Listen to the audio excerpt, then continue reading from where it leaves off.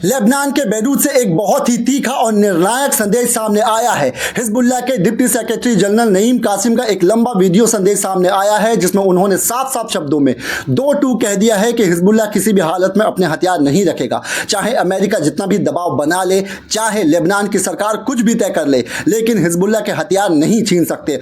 और अगर इजराइल ने हमला किया तो उसे उसी की भाषा में जवाब मिलेगा। और कासिम ने यहां तक कह दिया कि अगर युद्ध शुरू हुआ तो सिर्फ 1 घंटे में इजराइल का डिफेंस सिस्टम तबाह कर दिया जाएगा।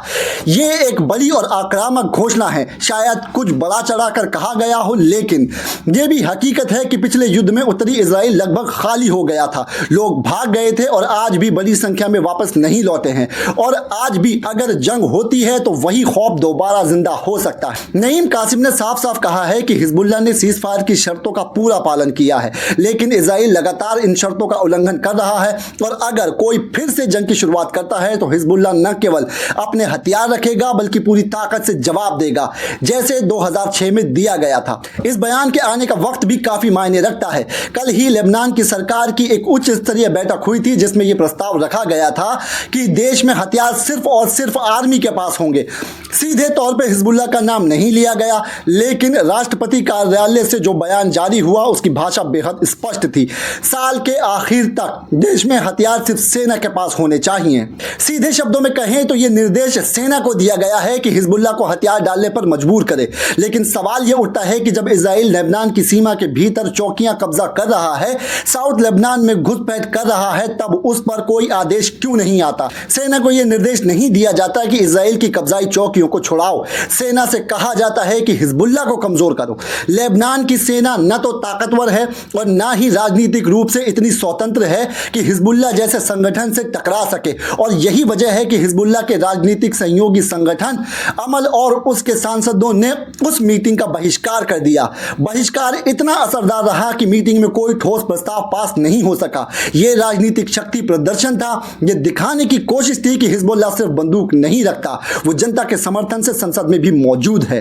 अमल के एक सांसद ने पहले भी यह सवाल उठाया था कि देश में ईसाइयों की जनसंख्या कम है, फिर भी सरकारी पदों पर उनका वर्चस्व क्यों है और इनमें से अधिकतर वेस्ट समर्थक माने जाते हैं।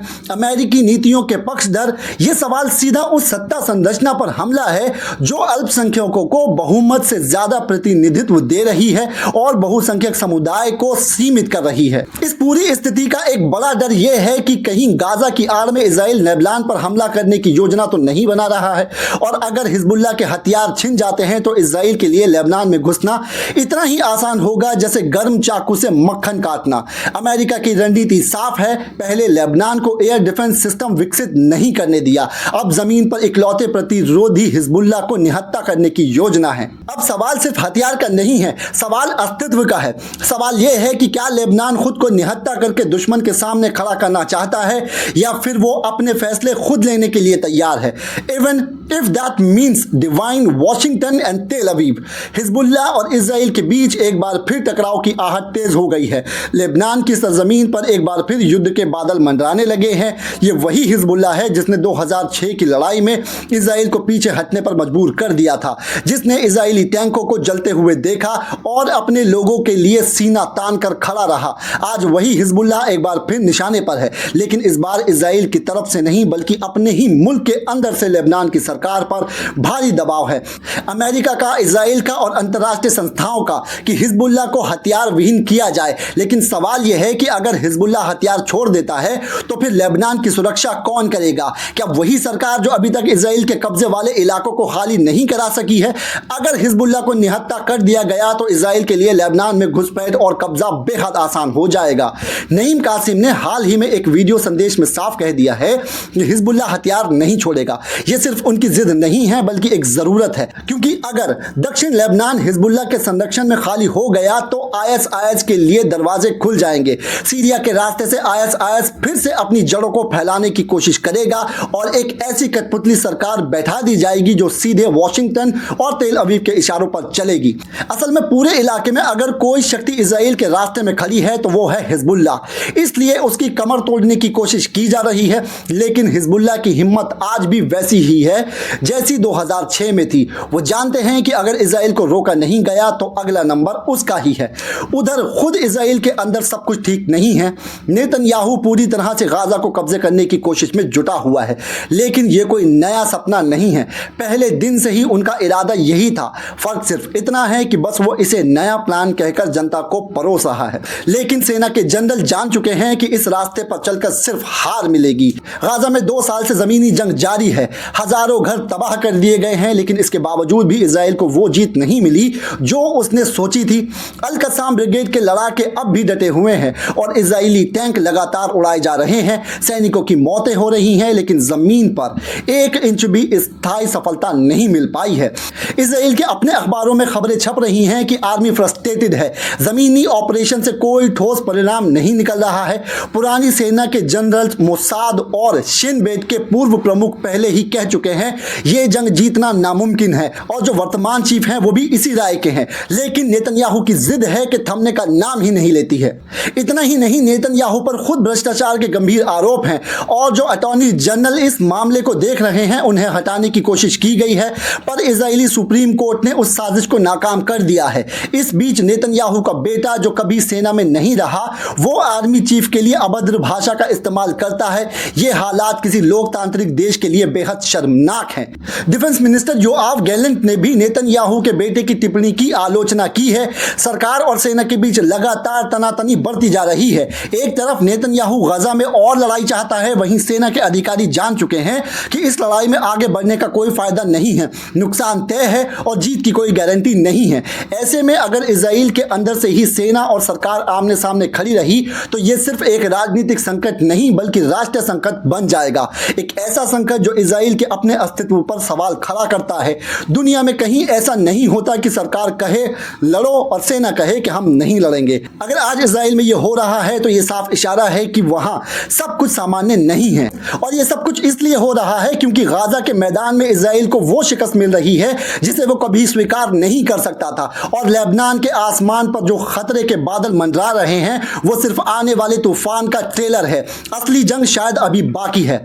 लगातार सैनिक मारे जा रहे हैं, टैंक उड़ाए जा रहे हैं। जंग के मैदान में जो हो रहा है वो सिर्फ धमाकों की आवाज नहीं है, वो सैनिकों के टूटते हुए हौसलों की चीख है। वहां के जवान डिप्रेशन में जा रहे हैं, खुदकुशी कर रहे हैं, मेंटल हेल्थ की हालत बिगड़ चुकी है, और इसका जिम्मेदार सिर्फ दुश्मन की गोलियां नहीं बल्कि अपनी ही जमीन से उठती वो आवाज है जो मासूमों की लाशों के बीच दब जाती है। जब बच्चों, औरतों और आम नागरिकों को मारना ही मिशन बन जाए तो फौज का दिल पत्थर हो जाता है, लेकिन जब सामने एक ऐसी आर्मी खड़ी हो जो मरने से नहीं डरती तो फौज का पत्थर भी चटकने लगता है। और यही वजह है कि इजराइल की आर्मी आज ये जंग लंबी नहीं खींचना चाहती। देश के भीतर विरोध हो रहे हैं, सड़कों पर जनता उतरी है, आवाजें उठ रही हैं, जंग रोको। लेकिन इजराइल के पास अगर कोई ट्रम्प कार्ड है तो वो ट्रम्प खुद है, डोनाल्ड ट्रम्प। जी हाँ, ये वही जोकर है जिसे अपना कहा खुद याद नहीं रहता। कुछ दिन पहले उसने कहा था कि गाजा में भूखमरी है, स्टार्वेशन है,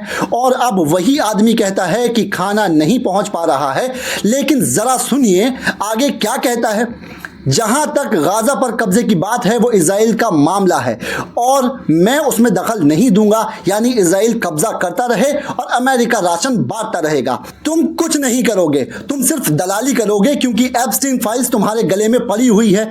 न्यूयॉर्क टाइम्स की हालिया रिपोर्ट में ट्रंप की तस्वीरें जेफरी एप्स्टीन के घर से मिली हैं। वही एप्स्टीन जिसे मोसाद का एजेंट कहा जाता है, जो जेल में मरा, जिसके पास एक पूरा द्वीप था जहां नाबालिग बच्चों के साथ दरिंदगी की जाती थी। इन्हीं तस्वीरों में एक तस्वीर और मिली है, सऊदी अरेबिया के क्राउन प्रिंस MBS की तस्वीर, सिर खुला हुआ बिना कोई परंपरागत ढकाव के। यह तस्वीर बताती है कि रिश्ता सिर्फ जान पहचान का नहीं था, दोस्ती बहुत गहरी थी। तो अब सवाल यह खड़ा होता है, क्या MBS की भी कोई फाइल इजराइल के पास है? क्या गाजा पर चुप्पी इसलिए है क्योंकि कहीं कुछ छुपा हुआ है? यह सवाल आज नहीं तो कल उठेगा, और जब उठेगा तो सिर्फ अरब वर्ल्ड ही नहीं पूरी दुनिया की चुप्पी को नंगा कर देगा। इधर मिस्र के राष्ट्रपति सीसी ने जेनोसाइड की निंदा की है, लेकिन वही सीसी कुछ दिन पहले अल अजहर यूनिवर्सिटी के ग्रैंड इमाम को चुप करवा रहे थे जब उन्होंने गाजा की बात की। ये बयान, ये प्रेस कॉन्फ्रेंस, ये सब दिल से नहीं दबाव से निकलते हैं। जनता का प्रेशर बड़ा है, इसलिए अब पश्चिमी देश फिलिस्तीन को आजाद मुल्क मानने की बात कर रहे हैं, वरना सीसी वाकई मदद करना चाहते तो गाजा के बच्चे भूखे भूखे न मरते। ब्रिटेन की बात करें तो आज भी रॉयल एयरफोर्स के विमान गाजा के आसपास घूम रहे हैं, वहां से डेटा इकट्ठा करके इजराइल को दे रहे हैं। यानी एक तरफ आप कहते हो कि हम फिलिस्तीन को मान्यता देंगे और दूसरी तरफ जेनोसाइड में सहयोग कर रहे हो। तो फिर कौन देश हैं जो फिलिस्तीन के साथ खड़े हैं? बहुत कम देश हैं जो खुले तौर पर इजराइल के खिलाफ खड़े हुए हैं। ग्रीस उनमें से एक है। जब एथेंस के मेयर ने इजराइल के राजदूत को जवाब दिया तो पूरी दुनिया को झटका लगा। राजदूत ने कहा कि ग्रीस में एंटीसेमिटिज्म हो रहा है। मेयर ने जवाब दिया, जो देश अपने नागरिकों का कत्ल करे हमें उससे नैतिकता का पाठ नहीं चाहिए। इस बयान के बाद इजराइल ने ग्रीस में अपनी एम्बेसी खाली कर दी, क्योंकि ग्रीस झुका नहीं। यही होता है असली साथ, यही होती है असली हिमायत। गाजा में एक ट्रक जो राहत सामग्री लेकर जा रहा था वो पलट गया। रास्ता इतना खराब था, इतनी बुरी हालत थी कि ट्रक संभल नहीं पाया। यानी जैसे इजराइल ने 100 लोगों की मौत का कोटा हर दिन तय करके रखा हो और पूरी दुनिया चुपचाप देख रही है। अब निगाहें उस अगले फेज पर हैं जिसका इशारा नेतन्याहू दे रहा है। सवाल है, अगला हमला गाजा में ही होगा या अब इजरायली फौज लेबनान की ओर देख रही है? लेबनान पर नजर बनाए रखिए। हालात ऐसे हैं कि वहां कुछ भी हो सकता है। कब हो जाए, किस वक्त हो जाए, कोई नहीं जानता। ना हम जानते हैं ना आप। बट जंग का फैसला अब जमीर नहीं जिद कर रही है।